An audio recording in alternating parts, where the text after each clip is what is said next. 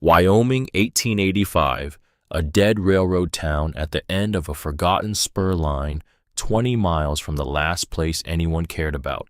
At the track's end, a sealed iron boxcar, rusted shut for 30 years, sits untouched. A young woman stands at its door with a hammer. $4.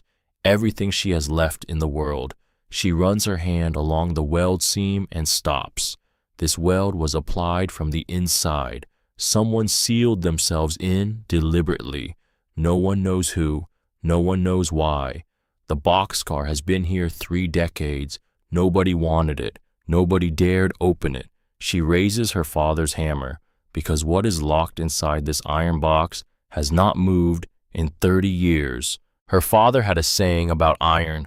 He said it the way men said things learned, by getting burned, by getting it wrong the first time, and paying for the lesson in blisters and bent work. He said it quietly, mostly to himself, in the pause between the hammer fall and the next swing, when the metal was cooling, and the question of whether it was done right or not was still open. Everything has a grain Nell. He called her Nell. Her mother had called her Vera. Her mother had been dead since she was 3, so she was Vera to the world, and Nell to the one person who had mattered most. Learn the grain, he said. Work with it, and the metal gives you what you want. Fight it, and it will crack, or it will break you. One or the other. There is no third way. John Tanner had been a blacksmith for the Wyoming and Pacific Railroad, stationed at the depot outside a small town called Redvale in the high country, where the air was thin and the winters came early and stayed long. He was not a big man. That surprised people. They expected a blacksmith to be built like a barn wall, all mass and loud presence, and he was not. He was medium height, narrow through the shoulders, with the wiry build of a man who spent his days in controlled effort rather than brute force. His hands were another matter. His hands were the largest thing about him. Wide across the palm, thick through the fingers crossed with old scars from decades of work that bit back. When he gripped a hammer, it looked right, the way a key looks right in the lock it was made for. Vera had her mother's eyes, he told her once, warm brown, the color of good walnut wood in afternoon light. The rest of her was his. The dark hair she wore braided and then coiled at the nape of her neck, because anything else was a liability near an open forge. The slender build that looked fragile until you watched her work and then looked something else entirely. The forearms lean and corded from years of handling steel and hammer, and the hands not as large as his, but with the same capability in them, the same economy of motion that separated people who worked with metal from people who merely worked at it. There was a small pale scar at her right temple, thin as a thread, nearly invisible unless the light caught it right.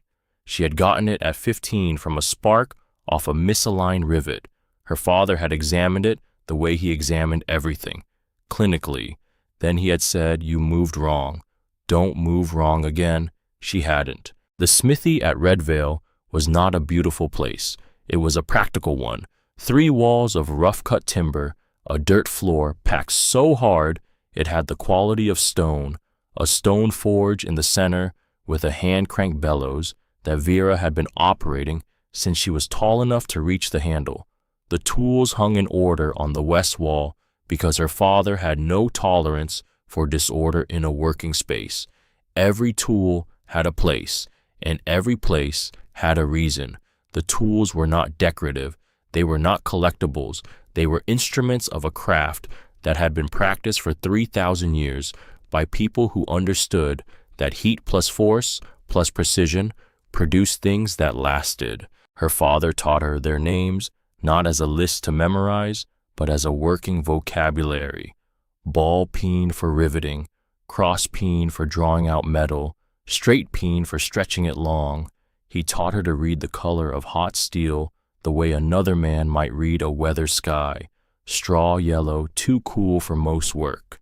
Peacock blue, the brief transitional moment that was perfect for hardening. Cherry red, the working temperature for most shaping. white the temperature at which steel became cooperative and also dangerous. He taught her to listen to the anvil, the ring of a good strike, the dead thud of a wasted one. He taught her to feel the work through the hammer handle rather than see it. Vibration carried information. A clean bit told you the angle was right before your eyes could confirm it. A skipping bite told you to adjust before the material moved wrong. He said a good blacksmith worked in 3 senses at once: sight for the color, sound for the strike, touch for the truth. She was 15 when she could outwork most grown men on straightforward forge jobs. She was 17 when she surpassed her father on fine detail work. He recognized this without self-pity, the way a craftsman recognized quality, simply and without performance. "You have better hands than me," he told her. She didn't know what to say to that. He shrugged. "Doesn't matter who has them. They need to be used." When she was 17, her father developed a cough that started in October and didn't stop in November and was still there in March. The doctor called it consumption. The doctor said the forge air had been good to him for 30 years and had decided to stop being good. John Tanner died on a Tuesday afternoon in April of 1882. The forge went cold for the first time Vera could remember. She raked the coals out and swept the floor and sat down on the anvil block and looked at the tools on the wall and did not move for a very long time. He was buried in the Red Veil Cemetery on Thursday. On Saturday, her uncle arrived from Cross Station. She had met Harlan Cross twice in her life. He was her father's younger half-brother, and the two men had not been on speaking terms for most of Vera's existence. The cold silence of men who had grown up in the same house and arrived at fundamentally different conclusions about what mattered. Her father had never explained the break. He had only said once that Harlan was good at money. Said it the way you said a man was good at a thing you didn't entirely respect. Harlan Cross was 61 years old that spring. He wore a wool suit that had been made for him by someone who charged appropriately for their work. He had gray hair combed flat and eyes the color of old pewter, and he moved through rooms with the deliberateness of a man who had trained himself to waste nothing, including motion. He was not unkind in a demonstrative way. He simply did not operate in a register that included kindness as a relevant variable. He spent 2 days going through the smithy and the small house attached to it. He had the look of a man running figures in his head. He did not ask Vera's opinion about any of it. On the 3rd day, he sold the forge, the tools, the house, and the 2 lots on which they stood to a hardware merchant from Red Veil who had been watching the property with interest for several years. The price was not insultingly low, but it was not a price that accounted for the 30 years of her father's work embedded in the equipment, the refinement of the forge over decades of use, the tools worn to each individual job they'd performed, the calibrations built up through a lifetime of correction. Those things had no column in Harlan Cross's ledger. They were to him invisible. Vera watched the transaction and said nothing. She had kept one thing from the dispersal. At the bottom of her trunk, wrapped in a square of oilcloth, was her father's cross-peen hammer, small, 2 pounds, hickory handle worn smooth and dark from decades of use. The railroad hardware merchant had not been interested in it because it was not a heavy-duty tool. Her uncle had not been interested because its monetary value was negligible. To Vera, it was the most valuable object she owned, which was not sentiment. It was an accurate assessment. Her uncle took her to Cross Station. The town was everything her father's life had not been. It sat on a flat expanse of Wyoming high country and wore its prosperity the way a man wore a good suit with the conscious intention of being seen wearing it. Wide Main Street, brick-fronted buildings, a bank with Harlan Cross's name in gold leaf on the door glass, painted houses, a hotel, a school, the whole visible achievement of a man who had understood early that the real money in the railroad era was not in the railroad itself, but in the land that the railroad made valuable. She was given a room in the crosshouse, a chores list, 3 meals a day, a seat at the dinner table where the conversation was about interest rates and freight contracts and the moving price of cattle and the precise calculation of everything. She was not treated badly. She was not treated as family. 4 years passed. She worked in the house, helped in the general store that Cross owned, and occupied herself during the spare hours with whatever metalwork she could find. She sharpened knives and repaired hinges and fixed the gate latch that no one else had gotten around to. Cross noticed this the way he noticed everything useful without commenting on it. It simply went into whatever accounting of her he was maintaining. She did not ask about her father. Cross had made it clear in the first month that he would not talk about John, and Vera was her father's daughter in enough ways to know when a conversation was over. She kept the hammer at the bottom of her trunk. Some nights she would unwrap the oilcloth and hold it for a while, not to grieve, because the hickory was smooth under her hands and the balance of it was correct, and it reminded her that she had a language the people in this house did not speak. She kept that in mind. On the morning of her 21st birthday, in the spring of 1885, Harlan Cross summoned her to his office. The room was all dry paper and the smell of order imposed on the world by someone who believed in it. Wide desk, 2 chairs, one of which she was not invited to sit in. He stood behind the desk in the way he stood everywhere, erect, without effort, the posture of a man who had been operating in positions of authority long enough that it had settled into his skeleton. He placed a sheet of paper on the desk in front of her. She read it. It was an invoice. 4 years of room, board, clothing, and what he itemized as incidental household costs. The number at the bottom was more money than she had ever held in her hands in her life. She looked at him. She had expected something like this, not the shape of it exactly, but the general fact of it.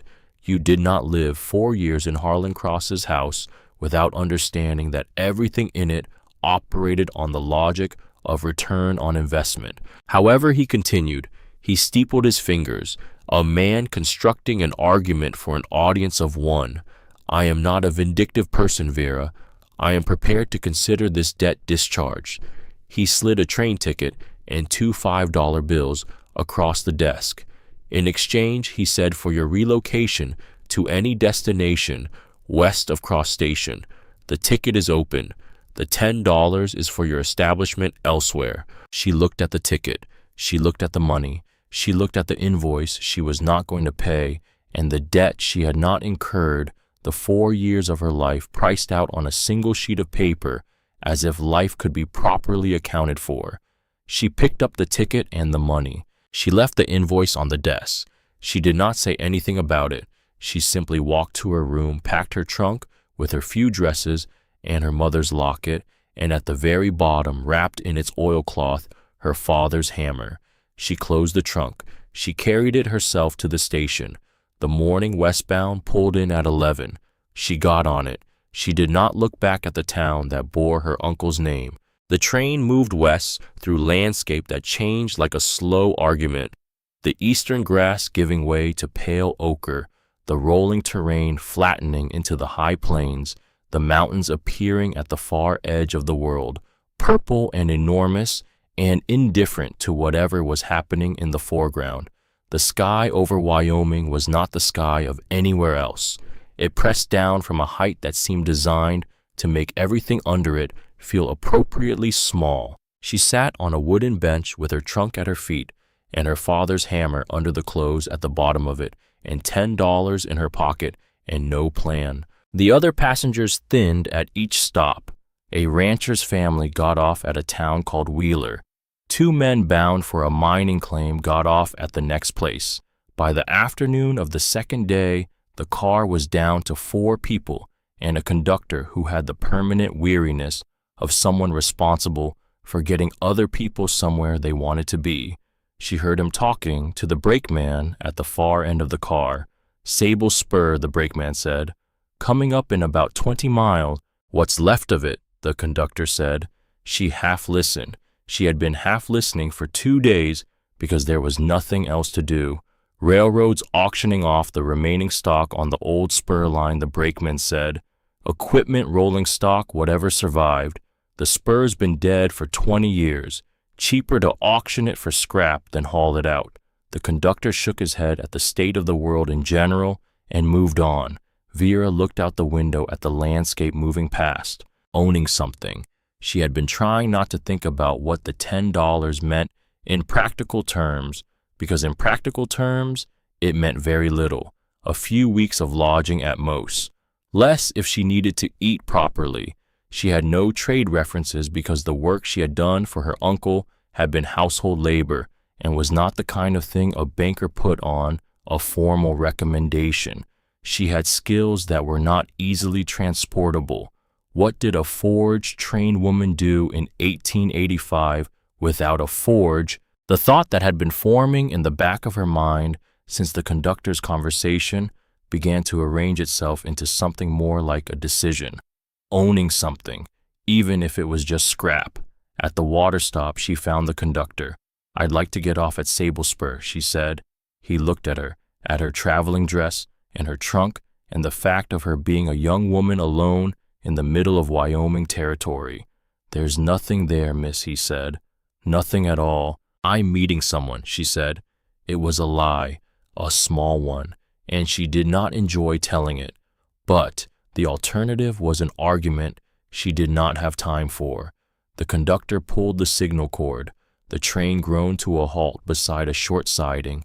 The weathered sign was barely legible, its paint turned the color of old blood by years of sun and Wyoming wind. Sable Spur. The brakeman handed her trunk down onto the dust. The train hissed and moved on without ceremony, and she was standing alone in the large silence of the high plains with the wind pulling at the loose strands of her hair and the sun already climbing toward its full midday authority.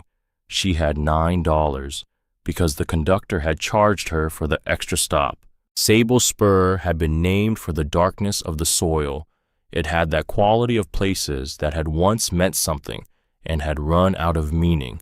What remained was sparse, a dozen structures in various degrees of surrender to the elements, a general store with its windows boarded, a livery whose roof had given up and fallen inward, leaving only the walls standing around a skeleton of rafters, small houses, salt box style, leaning against the wind in the slow surrender of buildings that had stopped fighting, a well with a hand pump at the back of one house that turned out when she tried it to still work. The spur line itself ran past these buildings to a flat yard where the auction was already in progress. Perhaps 20 men, ranchers and scavengers with the sun-cut faces of the high country, a tired auctioneer in a stained hat who was working his way through a catalog of abandoned railroad property with the mechanical efficiency of a man getting through a job, flat cars with rotting lumber, a tender car stripped of everything valuable, various lots of rusted rail and sun-bleached ties, and, at the end of the line, sitting apart from everything else, with the self-contained weight of a thing that had refused to be dealt with, a boxcar, Class B 40 heavy duty, built of thick oak and reinforced with iron plating. The paint had been the crimson of the Wyoming and Pacific Railroad once. Time had converted it to a deep rust brown, the color of old blood dried to its permanent form. It sat on the rails at the end of the siding like a locked strongbox that had been placed there by someone who meant it to stay. The door was not just locked. She walked closer while the auctioneer moved through the preceding lots. She ran her eye along the seam where the door met the frame. The seam was welded. She looked at the weld bead more carefully. Then she took a step back and looked at it again, because the first look had told her something, and she wanted to make sure the second look confirmed it. Her father had spent 30 years reading welds. He had looked at thousands of them, good ones, bad ones, strong ones, rushed ones. He had taught her to look at them the same way, not just whether a weld held, but what the weld told you about the conditions of its making. A weld laid from the outside had a particular character. The tool approached the work at a specific angle. The bead had a specific profile. A weld laid from the inside was different. The geometry of application was different. The way the bead sat against the surrounding metal was different. This weld had been applied from the inside. Someone had sealed themselves into this car. She stood there a moment with that fact settling in. The auctioneer reached lot 73. "All right, gentlemen, this one." He waved toward the boxcar without enthusiasm. "One sealed baggage car, Class B40. Contents unknown. We cannot open it, and we are not going to try. Sold as is where is. Buyer responsible for removal." He named $5 as the opening bid. Silence. The men looked at the car and looked at each other and did the arithmetic that came naturally to practical people in hard country. The cost of cutting it open and hauling it out would exceed whatever scrap value the iron contained. Nobody wanted the puzzle. Nobody wanted the expense. $4 for the iron. Vera's hand went up. A few of the men laughed, not meanly, just the laughter of men who found the situation mildly improbable.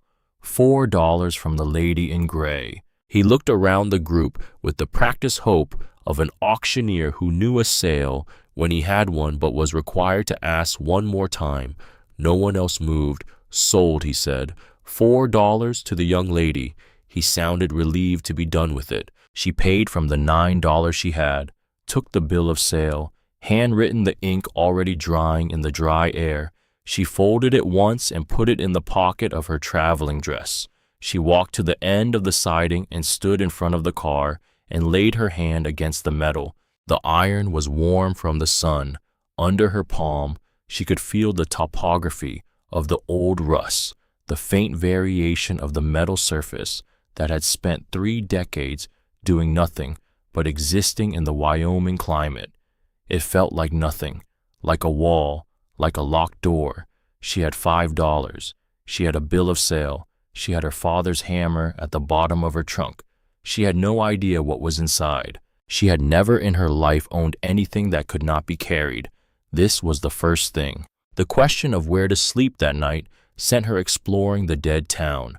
The structures were mostly unsalvageable, their floors rotted through their roofs, gone or going. But behind the largest of the salt box houses, facing away from the main track, she found a room. One room tight to the weather, glass in its single window. Inside, an iron bed frame, a tilted table, and a small wood stove whose pipe was rusty but intact. She got a fire going before dark with coal she found in the collapsed general store. The water pump behind the house was the better discovery. She worked it 3 times to clear the rust from the pipe, and on the 4th stroke got cold water, the kind that tasted of deep stone and iron, the best water she had drunk in 4 years of cross-stations, carefully managed household. She sat by the stove with the bill of sale in her hand and read it for the 5th time as if it might say something different. She was the legal owner of a sealed railroad car in a dead Wyoming town. She had $4.60 left to her name. The sound of footsteps on the hard ground outside came before she expected them. The man who appeared in the doorway was old the way working men got old each year of hard labor deposited in the body like a record of accounts, back bent from a lifetime of bending, hands with the knuckle-heavy look of a man who had done work that joints did not forgive. He had pale blue eyes under white brows, and he moved with the careful economy of someone managing a body that had lost its surplus of easy motion. He introduced himself as Ezra Pike, said he'd been watching her at the auction, said he had a shack at the north end of the spur and had been watching things come and go at the auction over the last 2 days, which was the entertainment available in Sable Spur. Said he had retired from the Wyoming and Pacific Railroad 14 years ago after a career as a flagman. Said he lived on a small pension and the proceeds of occasional odd work when anyone needed it, and there wasn't much call for that in a dead town. He said all of this without preamble, in the direct fashion of a man who had long ago edited out the parts of conversation that didn't carry weight. He said he had tools from the Sable Spur maintenance crew, he said, left behind when the spur closed, a 12-pound sledgehammer and a roll of hardened steel chisels. The crew boss walked away from them when the payroll stopped. Nobody had come back. He gestured at the boxcar, invisible in the dark beyond the window. "You're going to need them," he said. She looked at him for a moment, reading him the way she read metal, testing the quality of the offer. "What do you want for it?" she said. "A share," he said. "Half of whatever is in there. If it's anything more than 30 years of air." She considered this. "Fair," she said. He nodded. The next morning Ezra appeared with the sledgehammer and a canvas roll of chisels in better condition than their age suggested. He had maintained them, she saw. The edges were dressed. The faces were clean.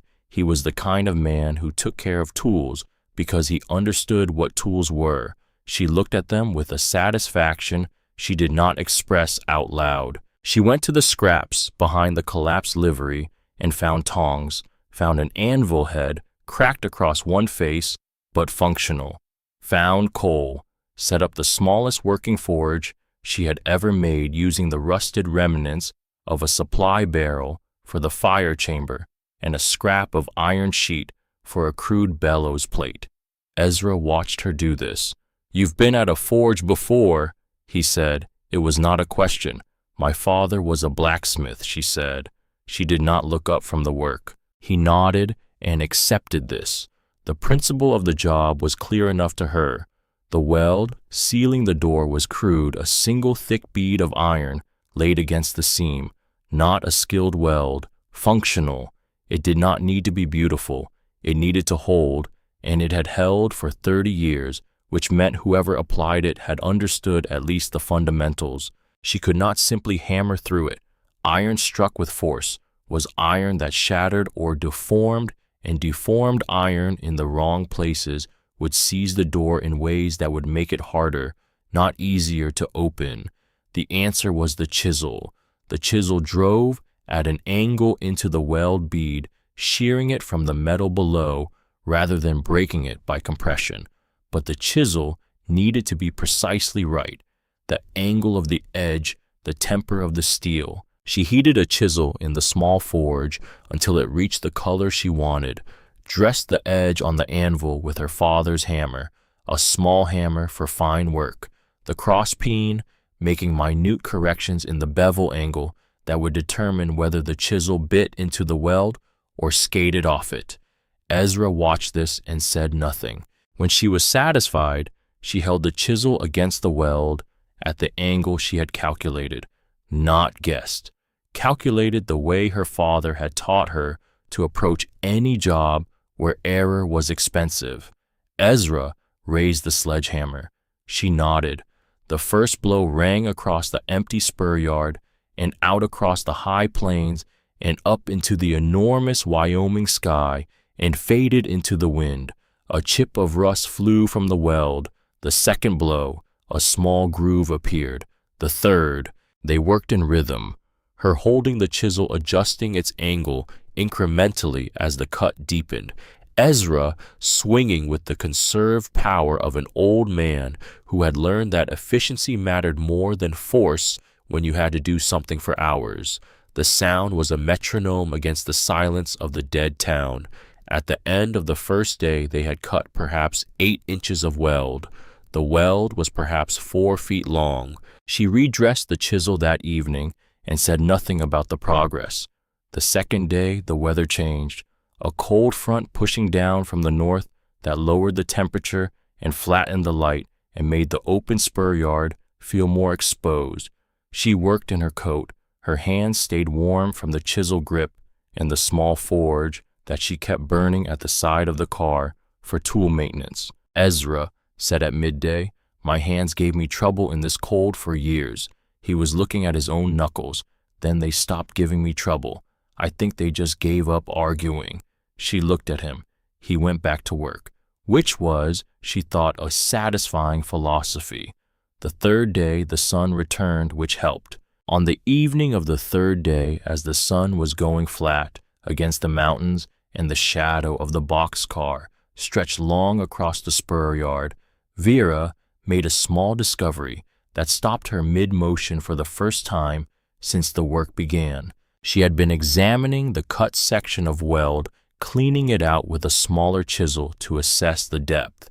She was looking at the bead from close lantern in one hand, chisel in the other, and she saw what she had seen on the first day when she had first examined the car, what she had filed away in the part of her mind that stored things to be returned to, the weld bead on the inside of the seam.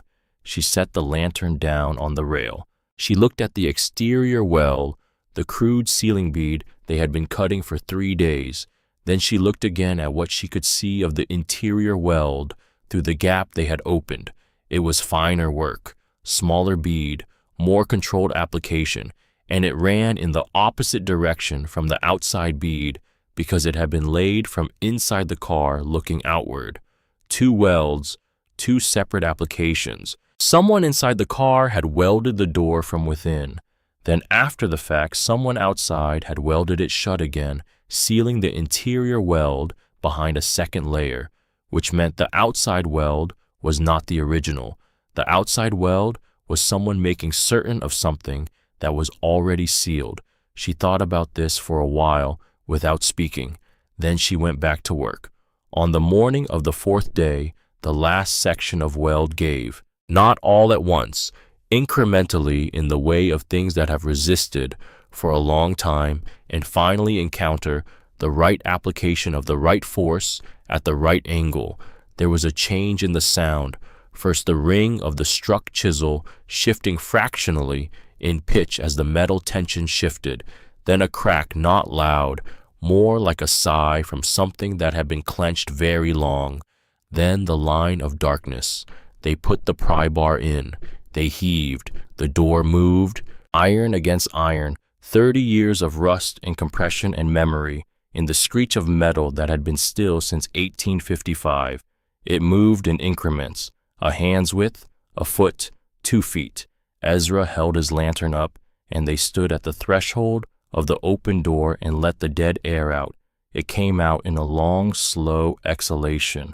Dust and old dry rot, and something else under it, something mineral and faint, the smell of iron that had been sealed in darkness for 3 decades.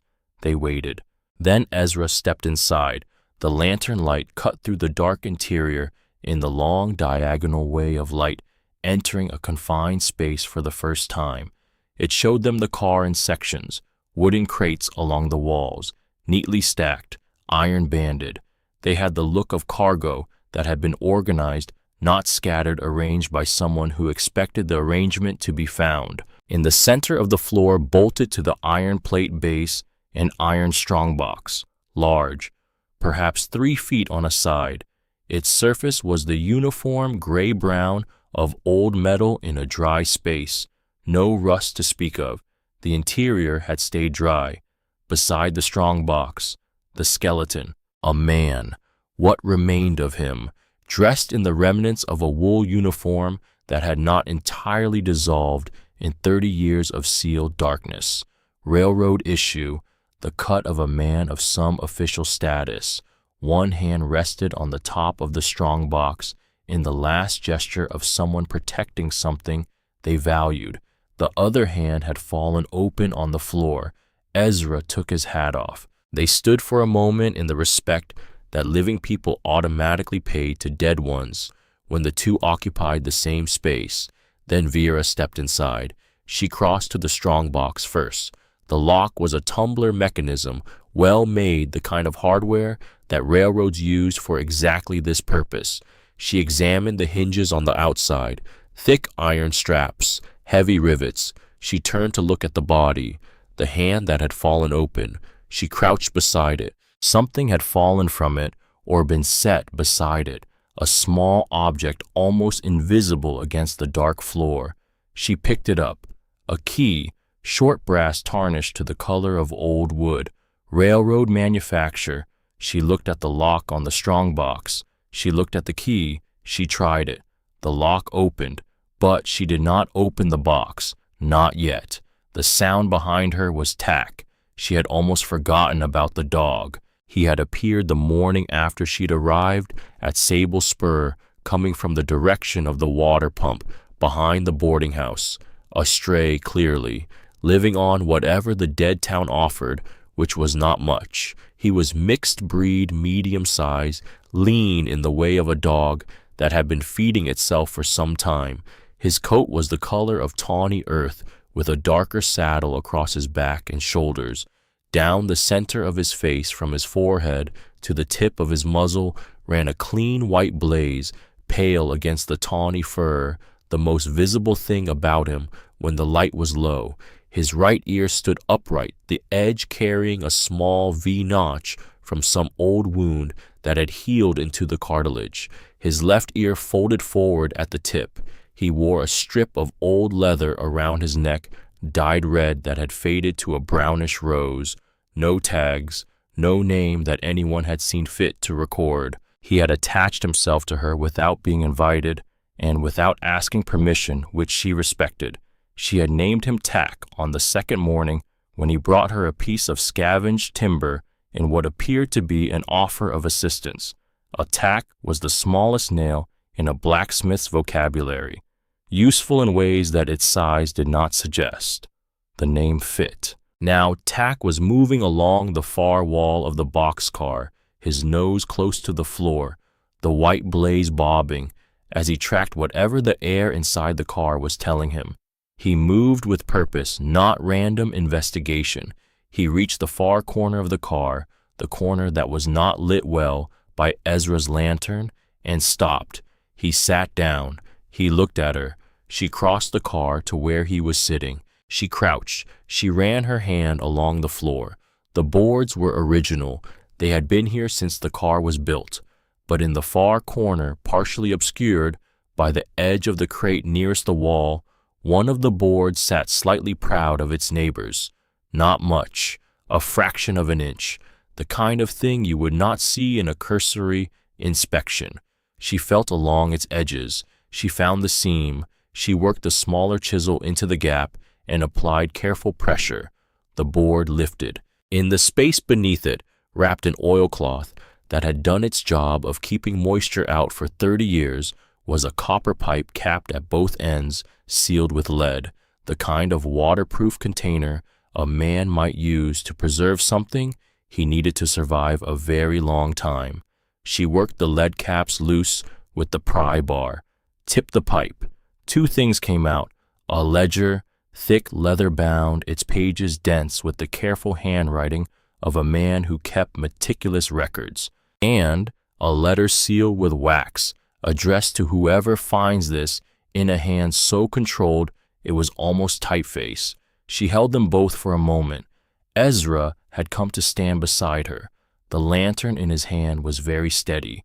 She broke the wax seal on the letter. The paper inside had survived in the dry dark. The ink was faded but legible, the writing of a man who had used his last hours carefully because he understood that the words had to outlast him by an unknown period. Wyoming and Pacific Line, she read. Payroll shipment, August 12, 1855, paymaster Elias Duff. She kept reading. The letter was 3 pages long. It described the events of the night of August 12th with the precision of a man trained to record facts without opinion. The train had been stopped, masked men, but the lead man's voice heard through the car door before Duff locked himself in was a voice he knew, a voice he had heard in the railroad's executive offices in Cheyenne, a voice that belonged to a man who had no business being on a midnight road in the Wyoming backcountry, unless the robbery was not a robbery, unless it was a collection. She turned to the last page. The man who planned this, Elias Duff had written, is Harlan Cross. He holds the position of Vice President of Land Acquisition for the Wyoming and Pacific Railroad. He intends to use this stolen capital to purchase the land made valuable by the railroad's own development, bankrupting the company and cheating the men who built it. The proof is in the ledger I carry.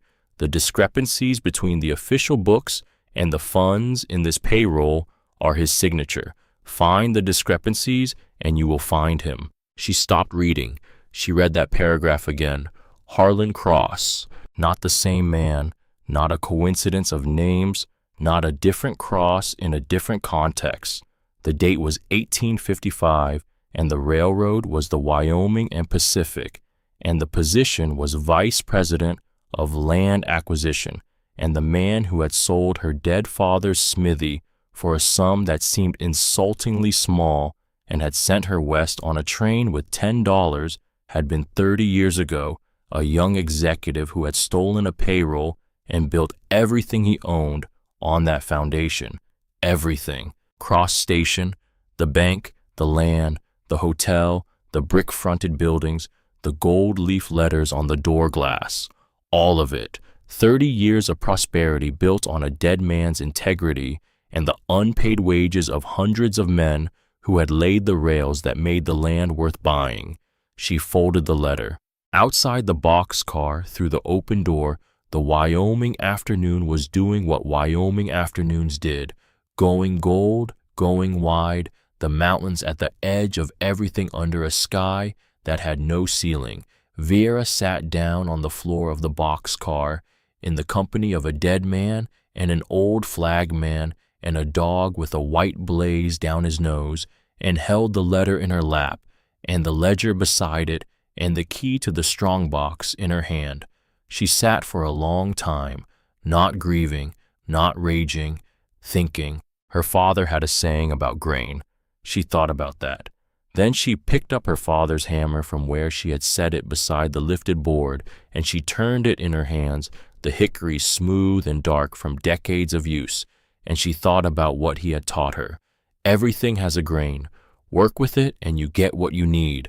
Fight it and it breaks. She looked at the ledger. She looked at the letter. She looked at the strongbox. And she started to understand the nature of the job in front of her. She did not sleep, not from grief or from fear, from the same condition that had kept her awake as a child when her father gave her a complicated problem to solve, the mind running its own forge, moving pieces around in the dark until the shape of the work became clear. The letter was in her hand. The ledger was beside her. The strongbox sat locked in the far end of the boxcar. Outside the Wyoming night was the absolute dark of a place with no town lighting and no traffic and no interest in the concerns of the people passing through it. She thought about Elias Duff. She thought about a man who had understood what was happening to him, understood it clearly enough to weld himself into a sealed iron car and spend his last hours writing it down, not raging, not grieving, writing it down, making certain the record existed. That was the act of a man who trusted that someone would eventually come. She thought about the families in the ledger, hundreds of names, towns listed beside each one, the wages owed. She thought about Harlan Cross, about Cross Station, about the gold leaf letters on the bank window, and the 4 years she had eaten at his table, earning her keep by a calculation she had not known to question. By the time the light came up over the eastern plain, she knew what she was going to do. The hardest part of any job was not the doing of it. The hardest part was the correct identification of what the job actually was. Her father had told her that. Most people saw a bent piece of iron and thought the job was to straighten it, but sometimes the job was to understand why it had bent and to address that before you touched the metal at all. The job here was not to confront Harlan Cross. The job was to finish what Elias Duff had started. She opened the ledger again in the early light and began to read. The entries were meticulous, a paymaster's hand trained to precision, comfortable with numbers in the way of someone who had been managing large accounts for many years, each name followed by a location, a job classification, the number of days worked, and the amount owed. The entries ran for 43 pages, hundreds of men. She turned to the final entry at the bottom of the last page. He had signed it, Elias Duff. Below that, the date, August 12th, 1855, and below the date in smaller writing than the rest, these are the men who built the line. See that they are paid. She closed the ledger.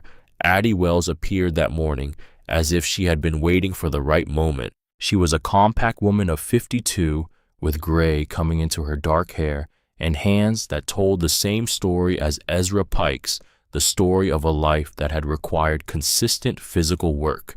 She had been in Sable Spur since before the spur died, one of the few who had stayed when the rest left. She ran the remaining habitable structures on something that wasn't quite a business and wasn't quite charity but fell in between. She had heard about the auction and about the sealed boxcar and about the young woman who had bought it. She arrived with a pot of coffee, a pan of cornbread, and the directness of a woman who did not spend time on preamble. She said she knew the old ledger story, said everyone who had been at Sable Spur long enough knew some version of it. The payroll that disappeared, the men who got pennies on the dollar, the company that folded its cards and closed the spur and left. There had been stories about the sealed car for years, theories, nothing solid. She looked at the letter in Vera's hand. "That says what I think it says?" she asked. "Yes," Vera said. Addie was quiet for a moment. "Harlan Cross," she said. Vera handed her the letter. Addie read it without expression. She read it again. She set it down on the plank table with the deliberateness of someone handling something that deserved respect. Then she said, "What do you intend to do?" Vera had been thinking about exactly that. She said, "The law takes too long. The courts take longer. And a girl with a ledger found in a rusted car is not who they will listen to. Cross has 30 years of lawyers and connections and the appearance of legitimacy." Addie waited. "So I am going to do what Elias Duff asked," Vera said. "See that the men are paid." Addie looked at her for a long moment, not skeptically, assessing. Then she said, "I know most of the valley. Who's left of the families?" That, Vera said, is exactly what I need. The strongbox required another 2 days, not because it was more difficult than the boxcar, because it required more precision. The box was smaller, the hinges more delicate, and a mistake in the application of force would damage the interior of a box that had been sealed with care by someone who intended its contents to survive. She told Ezra what she intended to do and why. He nodded with the economy of a man who had been around enough skilled work to recognize a sound approach. The key she had found opened the tumbler lock, but she did not use the key because the key only meant the lock was open. A lock could be closed again. Anyone who seized the box from her could relock it, change the contents, or dispute what had been inside. But hinges sheared off could not be restored. She wanted the box permanently open, the lid unable to be seated, the contents visible to anyone who came to examine it. She wanted anyone who looked at it to see exactly what was inside and have no way to put it back the way it was. So she went for the hinges. The hinge straps were thick iron held by rivets through the lid and the body of the box. 5 rivets per hinge. She worked them the same way she had worked the boxcar weld, only with smaller tools and lighter strokes. Her father's hammer was the right tool for this job. The cross peen, the smaller face, the ability to direct force precisely where she intended it to go. She drove the chisel with careful taps rather than hammer blows, shearing the rivet heads one by one. It was patient work, the kind that could not be hurried, because hurrying it meant shattering something you meant to preserve. Ezra held the lantern steady and said nothing, which was what she needed from him. The last rivet on the second hinge gave cleanly. She lifted the lid. Inside, in velvet-lined compartments that had kept their color in the dry, sealed dark, were stacked gold coins, double eagles, $20 pieces minted before 1855, each one still carrying the weight and density of genuine federal gold. Ezra made a sound. She did not. She reached in and picked up one coin, turned it in the lantern light. The eagle's face was as clear as the day it was struck. She had been to the spur with $4 a hammer, and no particular reason to think any of it would amount to anything. She put the coin back. She picked up the ledger. She counted. The payroll for the Central Division of the Wyoming and Pacific as of August 12, 1855, came to more money than Vera Tanner had ever seen in a single place, more than the smithy had been worth, more than 4 years in Cross Station, more than anything she had a context for. It was enough to rebuild Sable Spur twice over. It was enough to pay every man in the ledger with 30 years of interest calculated in. She knew how to calculate interest. Her uncle had taught her that, without meaning to, across 4 years of dinner table conversation about money and its management. Reed Finch arrived on a Thursday. He came in on a freight wagon from the main line, which was the only way to reach Sable Spur without a horse. He was a man of 27, with the build and the hands of someone who had been working a forge since he was old enough to hold tools, which Vera noticed in the first 10 seconds of looking at him, because she had been trained to notice it. Not particularly tall, brown hair short, a directness in his eyes that had nothing to do with rudeness and everything to do with a man who had decided long ago to look at things straight. He said his name. He said he had come from Rawlins when he heard the rumors, which had been traveling faster than he'd expected. She looked at him. What rumors, she said. He said that someone had opened the sealed car at Sable Spur, that there was gold inside, and that whoever opened it had found something that connected the missing 1855 payroll to a prominent man currently living in the territory. She said, "You heard all of that from Rawlins." He said, "People talk, especially when they've been waiting 30 years to hear certain things." She said, "Who told you about the payroll specifically?" He was quiet for a moment. Then he said, "My grandfather worked on this line. He was one of the men in the ledger." She waited. He reached into his coat and took out a watch.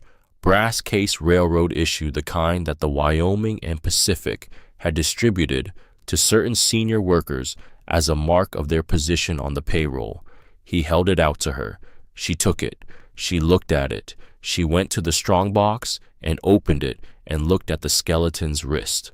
The watch on the wrist of Elias Duff was identical in make and year of manufacture. Same case style, same movement size, issued from the same lot. She had examined it when she first cleared the car because it was an identifying artifact, and she was the kind of person who noted identifying artifacts. Reed Finch said, "My grandfather, Connell Finch, was Elias Duff's friend on that trip. They had worked together for 6 years. He told my father, and my father told me that he had been on the crew list for the payroll escort. He was pulled off the train one stop before it reached Sable Spur. A railroad supervisor gave him a reassignment order, said he was needed for emergency track work in the other direction. He looked at the boxcar. He was told the payroll was robbed and the paymaster killed, he said. He spent the rest of his life asking questions that nobody answered and feeling responsible for a man he couldn't have saved." The voice in Elias Duff's letter, Vera said. He wrote that he recognized the lead man's voice. He wrote it was someone from the executive offices in Cheyenne. Reed nodded. He already knew this. He had known some version of it for as long as he could remember. "My grandfather was removed from that train by Harlan Cross," he said. "Personally, Cross told him it was track work. My grandfather later realized there was no track emergency. He had been eliminated from the equation." Vera looked at the two watches, the one in her hand, the one on the wrist of the dead man. Same lot, she said. Same issuance year, he agreed. Cross would have known both men were assigned to that payroll trip. He removed Connell Finch because Connell Finch would have recognized his voice too. She handed the watch back. She had been going to do this work with Ezra and Addie. Now there was one more. "Can you hold a chisel?" she said. He looked at her. "I can do more than that," he said. She looked at his hands. She believed him. The first payment was made on a Tuesday. They borrowed a wagon from the farm 2 miles east of Sable Spur, the only functioning operation remaining in the valley, and drove it 4 miles to a cabin that Addie knew. The woman who lived there was Patience Burnett. She was in her early 40s, a seamstress and widow with 2 sons living in the quiet poverty of someone managing on the edge of what was possible. She had the look of a woman who had been careful for a long time. Her face was not unhappy. It was economical in the way that people's faces became economical when they had been spending their reserve of expression on things that actually required it. Vera did not begin with Harlan Cross. She did not begin with the sealed boxcar or the 30 years or the gold. She began with the ledger. "Mrs. Burnett," she said, "we are here on behalf of the Wyoming and Pacific Railroad. Specifically, we are here to settle a debt owed to your grandfather Michael Burnett for his work as foreman on the 1855 Central Division crew." She opened the ledger to Michael Burnett's entry. She set it on the table. Patience Burnett looked at the page without speaking. She looked at the name written in Elias Duff's careful hand, the job classification, the wages owed, $190. "My grandmother told us the railroad went bankrupt," she said finally. Her voice was careful, giving nothing. "That is what people were told," Vera said. "The payroll was not stolen. It was diverted. It has now been recovered." She placed the canvas bag on the table. She had calculated the amount the night before the original wages plus 30 years of compound interest at the going rate, and she had been precise about it because precision was the only form of respect she had available to offer. Patience Burnett opened the bag. She looked at the coins. Her hands began to shake, not from age, the tremor of someone receiving something long denied. "He always said they were cheated," she said. She was not speaking to Vera specifically. She was speaking to the room, to the air, to the 30 years of it. "My grandfather died with it on him. My mother was raised on it. The certainty that something had been taken and the impossibility of proving it." She looked up. "You can prove it," Vera said.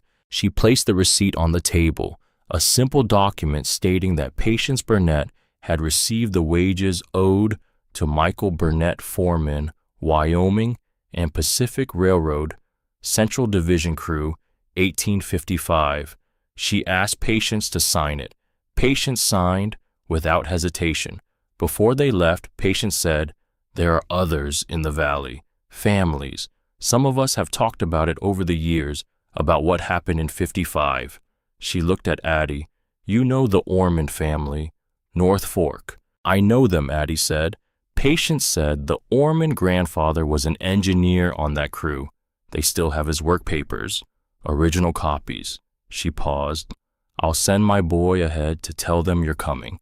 The work moved faster after that. The valley had been holding the story for 30 years.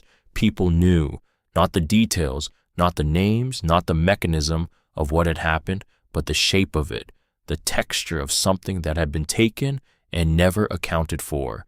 When Vera arrived at each house with the ledger and the canvas bag, she was not bringing news. She was bringing proof for something already believed. Each family signed the receipt. Each receipt went into the leather portfolio that Vera had bought at the general store in the next town over, riding there on a borrowed horse and spending $2 of the gold on supplies including the portfolio, paper, ink, and a brass clasp for the portfolio that she had made herself at the small forge she had now set up properly in the old livery's remaining 3 walls. The forge was the thing that brought Reed Finch into her daily work rhythm more naturally than any introduction. He showed up on the second morning after she had set it up, looked at the layout, adjusted the height of the anvil block without asking, and began working the piece of equipment she had been struggling with. She watched him. He looked up. "It's balanced wrong," he said. "For someone your height." She said, "I know. I was getting to it." He said, "I've been looking at forges since I was 6. She said, "Same." After that, they worked in the close parallel of 2 people who have the same skill set and no need to perform for each other. They did not talk much. What they talked about was the job. 2 weeks after the first payment, the news reached Cross Station. It came in the way news always traveled, in the territory through freight haulers and traveling merchants carried in pieces from mouth to mouth across the 100 miles of high country between Sable Spur and the town that bore Harlan Cross's name. Vera was at the forge on a Tuesday afternoon when Ezra came to find her. He said, "Someone's coming up the spur line." She said, "Who?" He said, "A man with a badge." He arrived on horseback, a deputy federal marshal out of Cheyenne, traveling with one other man who had the look of a legal clerk carrying a leather case. The deputy was a functional-looking man with no particular menace, just the practical authority of someone who had been given papers to deliver and intended to deliver them. He asked for Vera Tanner. She said, "That's me." He handed her a document. She read it. It was a writ of seizure issued on the petition of one Harlan Cross, Cross Station, Wyoming Territory, requesting the confiscation of certain items described as stolen railroad property, specifically including one iron strongbox and its contents, and one paymaster's ledger belonging to the Wyoming and Pacific Railroad removed from railroad-owned property at Sable Spur, Wyoming Territory, during an unauthorized access of railroad assets. She read it twice. Then she looked at the deputy. She said, "Do you have a moment?" He said, with the minimal patience of a man with a schedule. Briefly, she went to the boxcar. She came back with two things: the bill of sale from the Sable Spur auction and the leather portfolio. She showed him the bill of sale. "This is the instrument by which I purchased the boxcar and its contents at a duly constituted public auction held by the Wyoming and Pacific Railroad on the Sable Spur grounds," she said. "The sale was conducted by the railroad's own auctioneer, witnessed by approximately 20 men, and completed with full payment. The contents were listed as unknown on the auction lot description. I purchased them as is where is. The bill of sale constitutes legal transfer of ownership of the contents of the car." The deputy looked at the bill of sale. He looked at his writ. She said, "If the contents are stolen railroad property, as Mr. Cross's petition claims, then the railroad is the entity that conducted the auction and effected the sale. I have the bill of sale from that sale. The railroad sold me the property. If there is a complaint about that transaction, it is between Mr. Cross and his railroad." The deputy was quiet. Then she opened the leather portfolio. She showed him the receipts. She said, "These are signed receipts for payments made from the strongbox's contents to the descendants of Wyoming and Pacific Railroad employees listed in the paymaster's ledger found with the box. As of this week, I have paid wages owed to 43 individuals with interest calculated at the standard territorial rate. Each payment has been signed for by the recipient. The total paid so far represents the majority of the strongbox's contents." She let him look at the receipts. His legal clerk was looking over his shoulder. She said, "The paymaster's ledger, which Mr. Cross describes as stolen railroad property, contains a record of wages owed to approximately 300 workers. If it is railroad property, as Mr. Cross maintains, then these workers are owed wages under the railroad's own records. The disbursements I have been making are the railroad paying its debts in accordance with its own ledger, which is the standard function of a railroad payroll." She paused. "Are you here to prevent the railroad from paying its workers?" The deputy looked at his writ. He looked at the bill of sale. He looked at the stack of signed receipts. He looked at his clerk.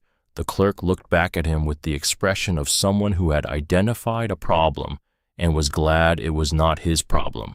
The deputy folded the writ. He said, "I'll need to consult with the issuing authority." He rode away before sunset. He did not take the ledger. He did not take the strongbox. He rode back down the spur toward the main line with the writ in his coat pocket and the problem of Vera Tanner's bill of sale sitting in his professional lap like an uncomfortable stone. She watched him go. Ezra was standing beside her. "That will buy a few weeks," he said. "That is all I need," she said. Tack was at her feet. The dog had been sitting beside her for the entire encounter, which she had not arranged and which had not hurt anything. The white blaze was toward the deputy's direction as he rode out the asymmetrical ears, tracking the departure. She went back to the ledger. There was still more work to do. The fire came on a Thursday night. She did not know what time exactly because she woke to the sound of it rather than to any warning. The sound of fire in a dry structure was a consuming rush that had a quality of appetite to it, different from the sound of a forge or a cook stove. This was the sound of something being eaten. Tack was already standing at the door of the boarding house, the white blaze turned toward the source, the red collar faint in the dark, the right ear up, the amber eyes catching the first light of the fire. She was outside in 20 seconds. The old general store at the north end of the spur. They had been using it as a gathering place, a community space for the people of the valley who had begun coming to Sable Spur since the payments had started. It wasn't much. A cleared floor, a table, a few chairs that Addie had brought from storage. The beginnings of something. It was fully involved. She did not try to fight it. There was no water in quantity enough, and the structure was dry enough that fighting it was a way to get killed, doing something impossible. She watched it burn with the practical assessment of someone who understood fire and understood its limits. Reed was beside her in a minute, then Ezra, then Addie, who had come at a run from her house at the edge of the yard. Nobody spoke for a moment. They watched the building go. Then Addie said, "This was deliberate." Nobody argued with that. Reed said quietly, "He's running out of legal options." Vera looked at the fire. She said, "So, he's making a different kind of argument." She thought about that. The fire told her something. A man who still had legal recourse did not burn buildings. A man who burned buildings was a man whose legal tools had stopped working. The deputy's departure with an unexecuted writ was a data point. The fire was a response to that data point. She turned to Addie and Ezra and Reed. "We will need the old livery structure tomorrow," she said. "We can clear it in a day. It will serve until we build something proper." They looked at her. She said, "The general store is gone. The work is not." There was a pause. Then Ezra nodded. Then Reed looked at the fire one more time and turned away from it. He said, "We'll start at first light." And that in the economy of people who did things rather than discussing them was the end of that conversation. The valley people who had been coming to Sable Spur heard about the fire by the next afternoon. They came in ones and twos, not to mourn, but to work. By the second day, the livery walls were cleared and a new floor was started. The Ormond family from the North Fork brought lumber. The seamstress Patience Burnett sent her 2 boys with food and stayed to help carry. A man named Ash, whose grandfather had been a surveyor on the 1855 crew, showed up with a post-hole digger and began setting the upright framework without being asked. Nobody had organized this. It organized itself the way communities organize themselves when they had a stake in the outcome. Vera watched it and understood something. She had not come to Sable Spur to resurrect a town. She had come because she had no other place to go. She had bought a locked box because she had needed to own something, anything at all. But the thing in the box had made a request. 30 years old, written in a dry, sealed darkness by a careful man who had run out of alternatives. See that the men are paid. She was doing that. And in the doing of it, something else was happening.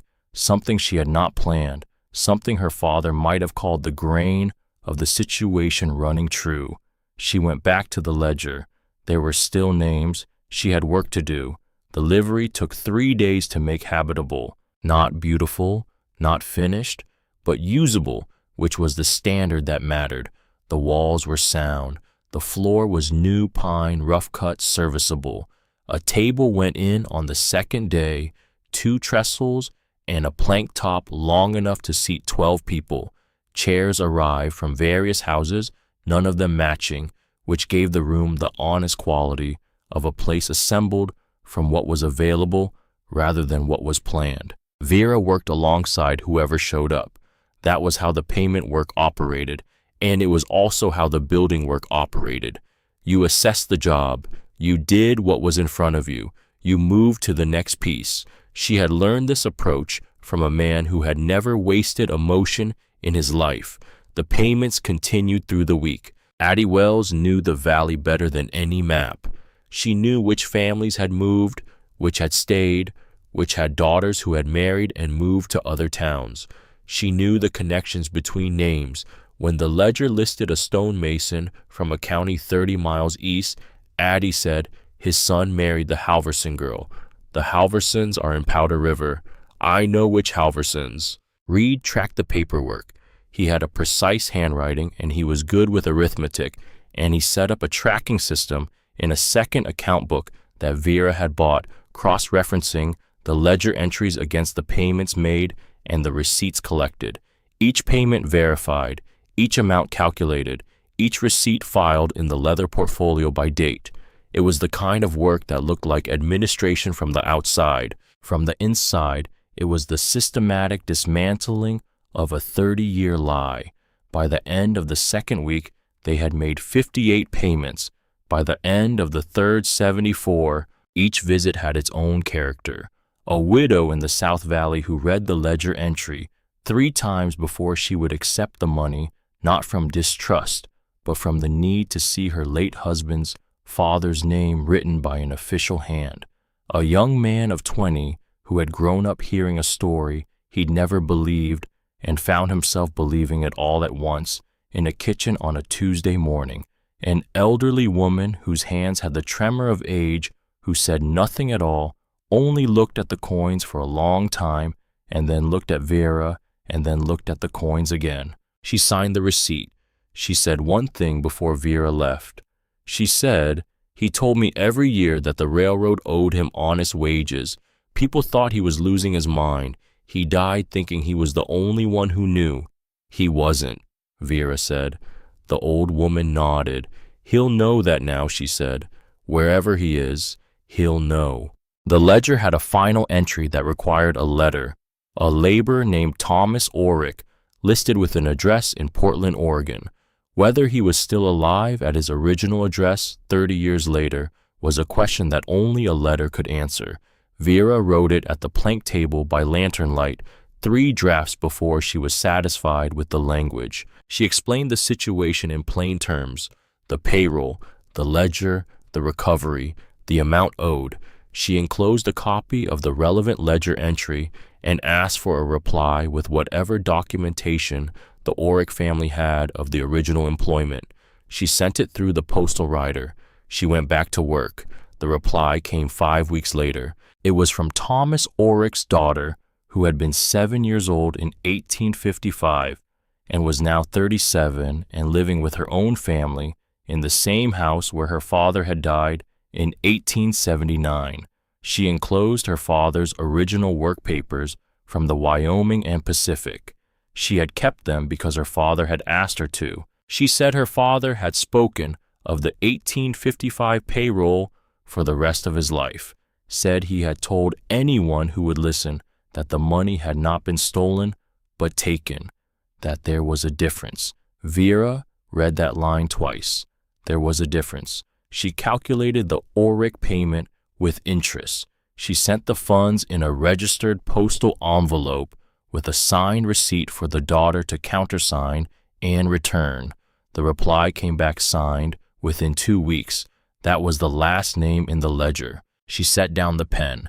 It was a Tuesday evening, early summer now, with the last light of the long Wyoming day still on the high peaks to the west. The livery building was quiet. Ezra was sitting in the corner with a cup of coffee, which was where he sat most evenings. He had not said anything for the last hour. She looked at him. Something was different. He had the look of a man who had been deciding something, sitting with a decision, the way you sat with a weld that needed to cool before you tested it. "Ezra," she said. He looked up. She waited. He set down the coffee cup. He said, "I was on the train." She did not say anything. He said, "Not in 55 generally. I was in 55 too. But I mean the payroll train, the August 12 train, the one that was stopped on the Sable Spur Road. She had been holding the ledger. She set it down on the table. He said I was the flagman for that trip. That was my assignment.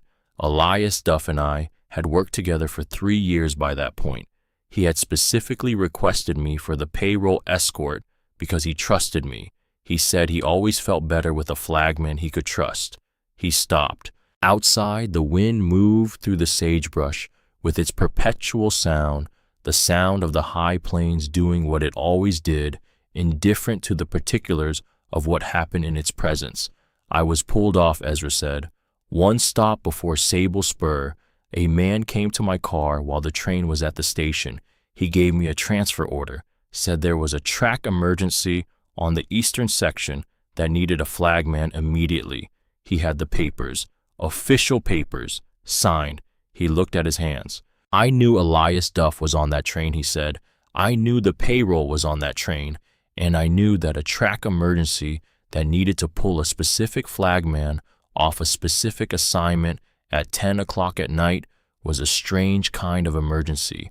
But the papers were official. I was a company man. You followed the papers. He was quiet for a moment. The man who gave me the transfer order, he said, was Harlan Cross. Vera looked at him. He said I didn't know his name then. He was an executive. I had seen him once before in the Cheyenne offices, a man in a good suit who walked the way men walked when they were used to people making room for them. He gave me the order and I took it and I got off the train. And by the next morning, Elias Duff was dead and the payroll was gone and everybody was being told it was a robbery. He looked at the lantern. I have known for 30 years what it was, he said. I have known who gave me that order. I have had no way to prove it, no one to tell it to, who could do anything about it, and 30 years of wondering whether Elias Duff would have survived if I had stayed on that train. His voice did not break. It was not the voice of a man allowing himself to fall apart. It was the voice of a man who had lived with something long enough that speaking it had become simply the next thing to do. Vera said, You could not have changed what happened. He said, I know that. I have known it for years. Knowing it and living with it are not the same thing. She said, Will you write it down? He looked at her. She said, What you just told me, your name, your assignment on August 12th, 1855, the transfer order, the man who gave it to you. He was quiet for a moment. Then he said, I'll need paper. She got him paper. He wrote for 40 minutes slowly in the handwriting of a man who did not write often, but who was committed to making what he wrote legible and accurate. He wrote the facts in the order they had happened, his assignment, the transfer order, the station where he was removed, the description of the man who had given the order, the name of that man which he had learned later through the same freight hauler grapevine that carried everything else through the territory. He signed it and dated it. He handed it to Vera. She read it carefully. Then she added it to the leather portfolio behind the receipts. She stood at the table with the portfolio in her hands for a moment, not reading, accounting.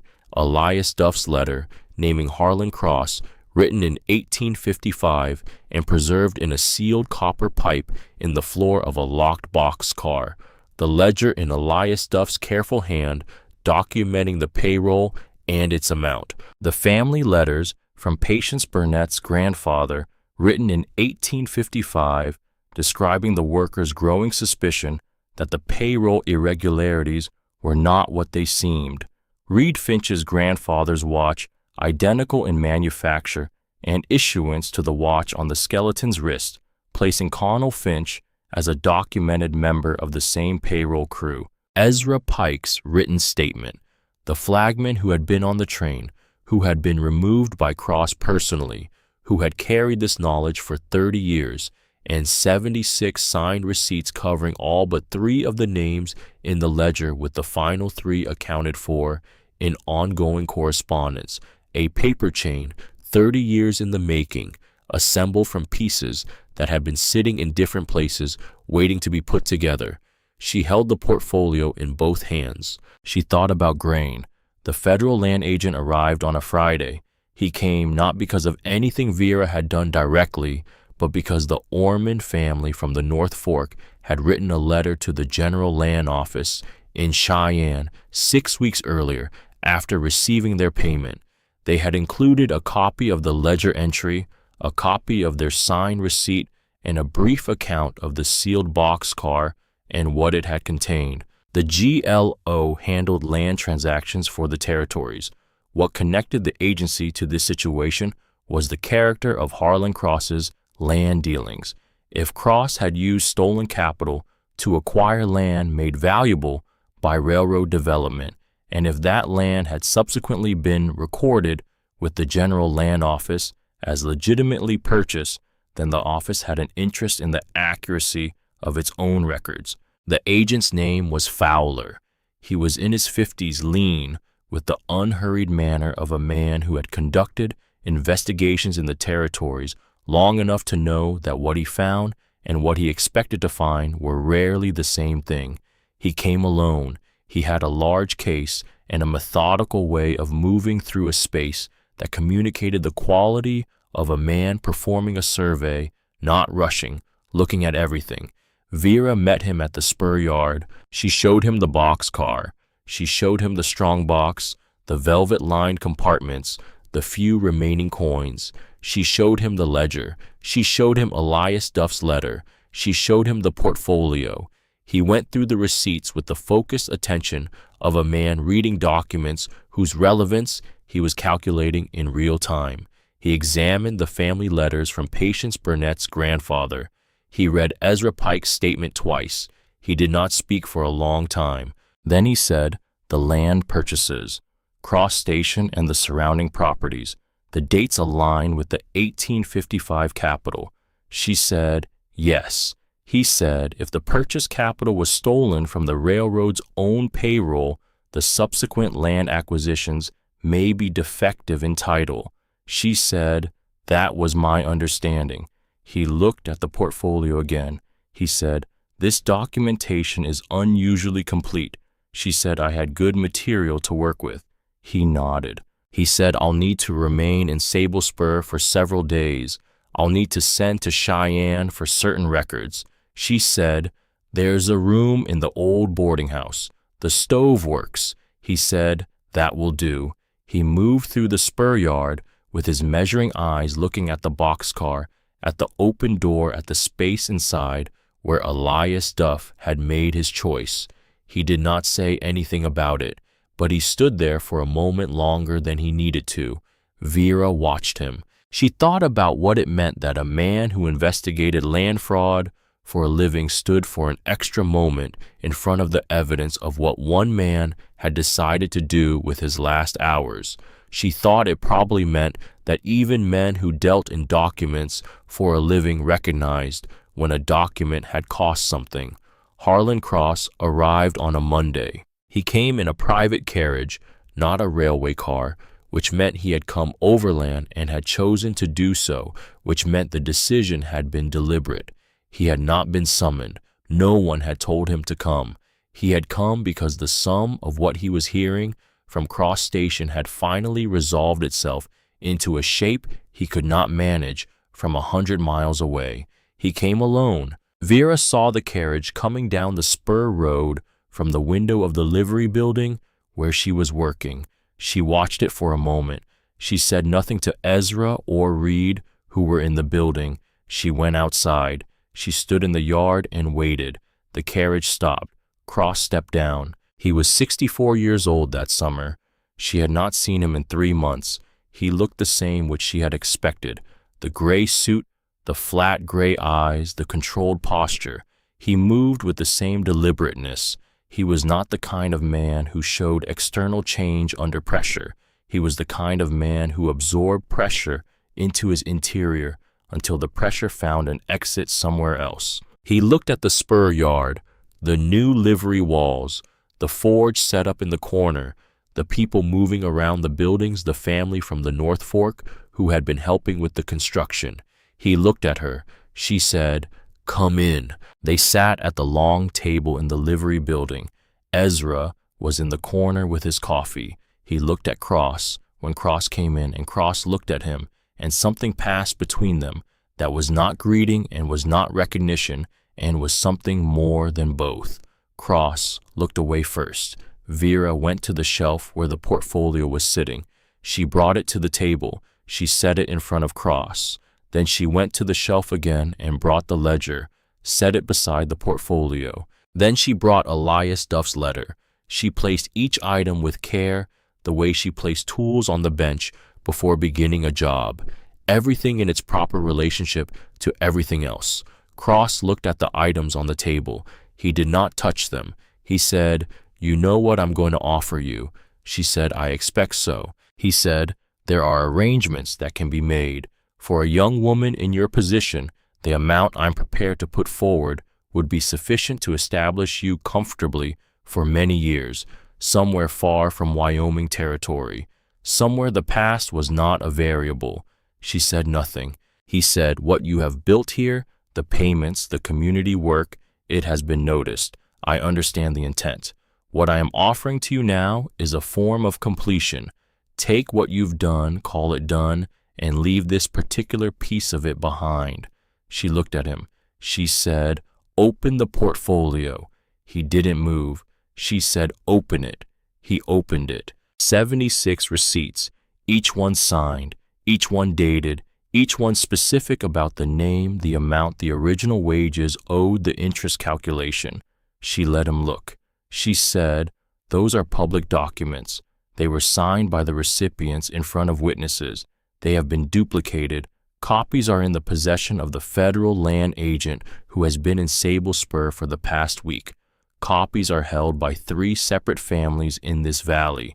She opened the ledger. She said, "This is a complete paymaster's record of the August 12, 1855 payroll shipment of the Wyoming and Pacific Railroad's Central Division in Elias Duff's hand, witnessed by his own signature and dated." She set Elias Duff's letter beside the ledger. She said, "This identifies you by name, title, and specific act.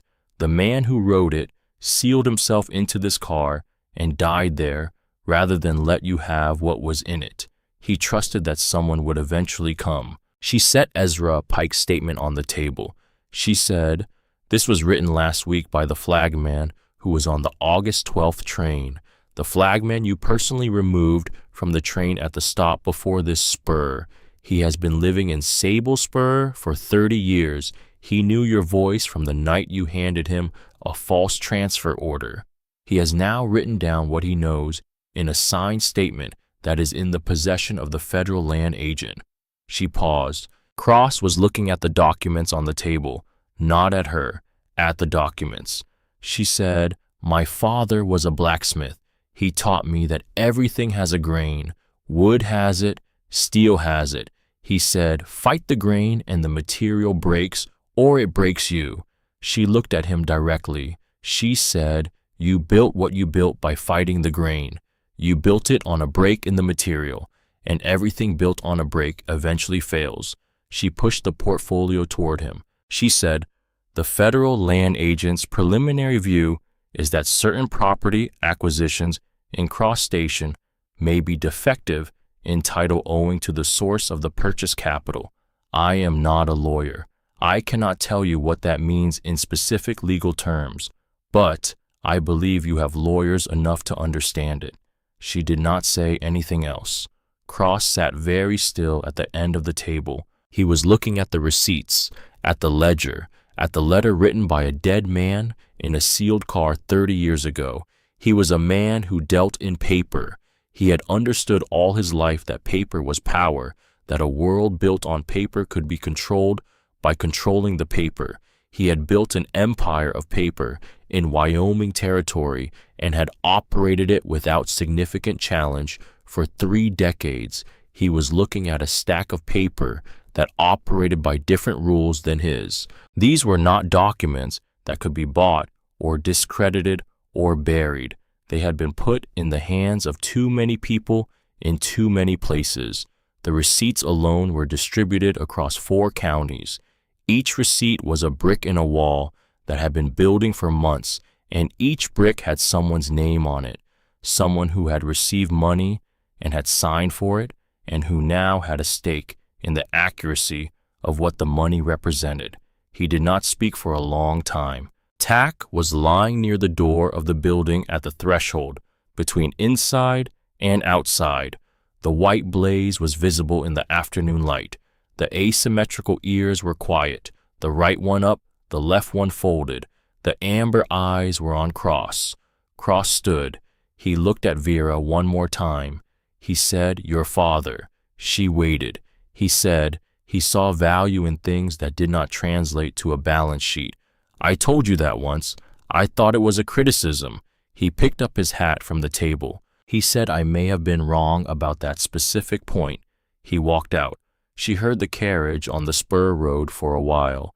Then the sound of it was absorbed by the distance and the wind and the enormous indifferent silence of the high plains. She stood at the table with the documents in front of her. Then she picked up her father's hammer. She went outside to the forge. The preliminary inquiry of the General Land Office required 4 months to produce its first findings. The findings noted certain irregularities in the acquisition records for Cross Station and a substantial portion of its surrounding properties. The irregularities pertained to the sourcing of purchase capital in the period of 1855 to 1858. The full investigation took longer. Cross sold his holdings in Cross Station over the following year, not all at once, in pieces as the investigation proceeded and as partners and creditors reconsidered their positions. The bank was sold first. The hotel followed. The properties on the main street went to a consortium of buyers who had no connection to the original acquisition. He moved east. No one in Wyoming territory had a clear record of where. What remained was the town, which did not disappear when the man who built it left. A town built on stolen money was still a town. The buildings stood, the streets were laid. The people who had established businesses there had established them on their own work and their own credit, not on Cross's crime. Harlan Cross had taken the advantage of a criminal start, but the town had grown past that start into something that had its own roots. The roots held. Sable Spur grew more slowly and by different means. The payments from the ledger had introduced capital into the valley in a distributed way, 100 small infusions rather than one large one, and the effect was a slow compound kind of growth, the kind that did not have a single visible cause but had many small ones. The forge that Reed Finch set up in the livery became a working smithy that served the valley's farms and ranches. The well that Vera had found on the first day was improved and connected to a trough system that made it useful to the community rather than merely functional. New boards went up on the old buildings as people found reasons to come back. She built a house, not a large one, a single room with a loft, good timber, a stone fireplace, and a workshop attached to the south side because the workshop was the reason for the house, more than the house was a reason for itself. The workshop had a proper forge, a proper anvil, a proper tool rack on the west wall. She hung the tools in order. She hired an assistant, a boy of 16 from the valley whose father had been one of the recipients in the ledger and who had come to work with the settled determination of someone who had decided on a craft and was not going to change his mind.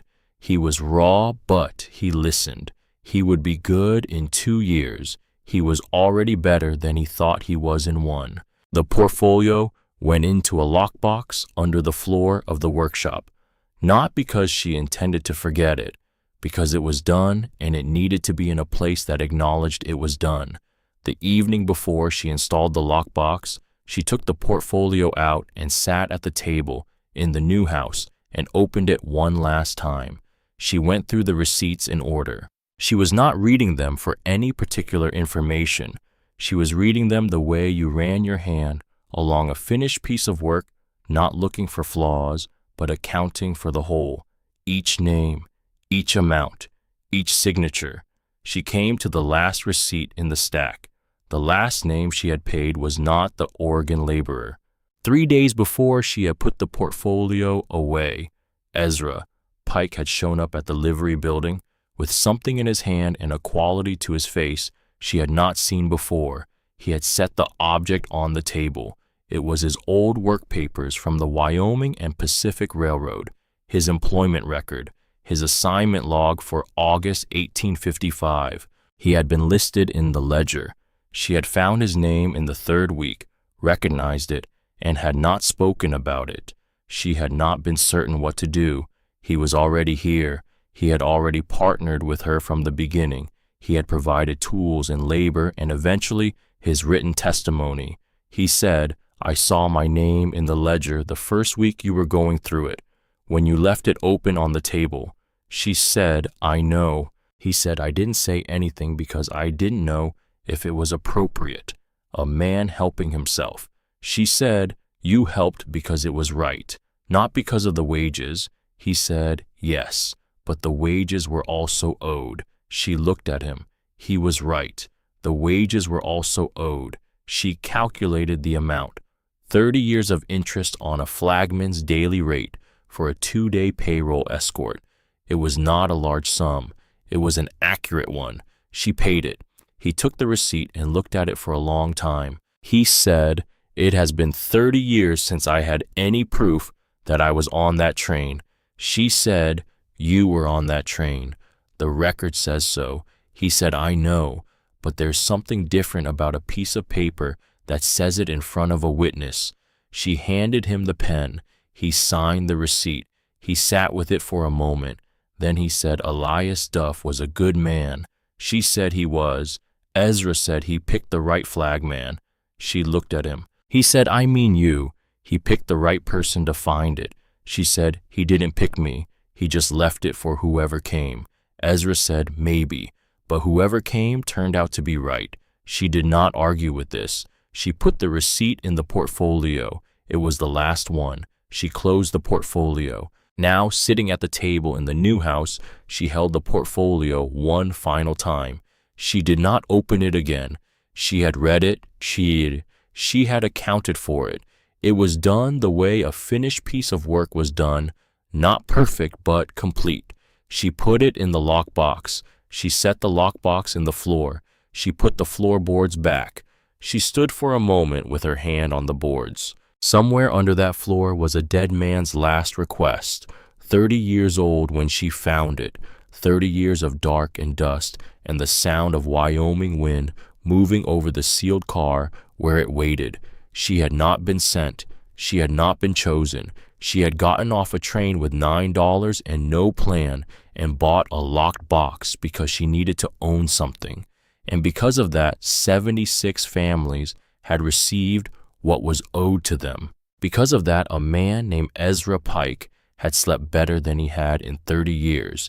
Because of that, a paper chain now existed that no amount of money or lawyers or influence could break, because it had been built one receipt at a time in the hands of the people it belonged to. She went to the workshop. The forge was cold at this hour, which was the hour before the day started. She loaded it with coal and set the fire from the single ember she kept in a covered tin, her father's practice, the practice he had called keeping the loft going, the recognition that a forge that had never gone completely cold was easier to bring up to temperature than one that had started from nothing.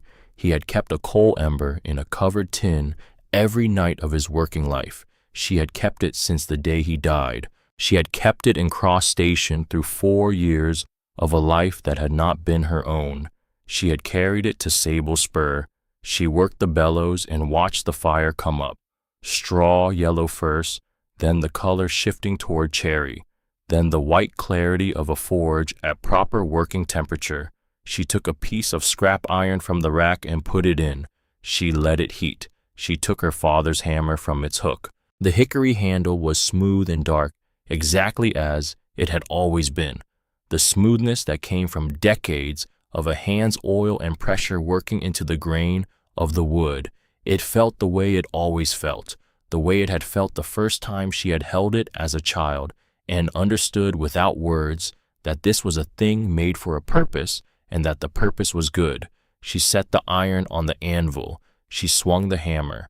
The sound went out into the early morning of Sable Spur over the new floor of the livery building and the rebuilt well and the houses beginning to show signs of habitation over the track where the boxcar still sat with its open door and its cut hinges and the empty space where Elias Duff had spent his last hours writing down what he knew.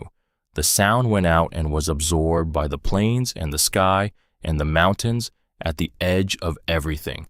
Tack was at the door of the workshop. He had been there since she started the fire.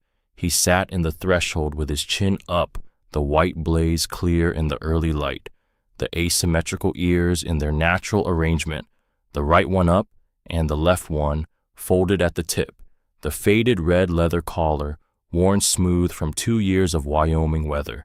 He watched her work. She worked. Behind her on the hook beside the tool rack were 2 hammers, her father's cross peen, which she had used this morning and would use tomorrow, and beside it a new hammer she had made herself last winter, slightly different in balance and handle length calibrated for her specific height and reach.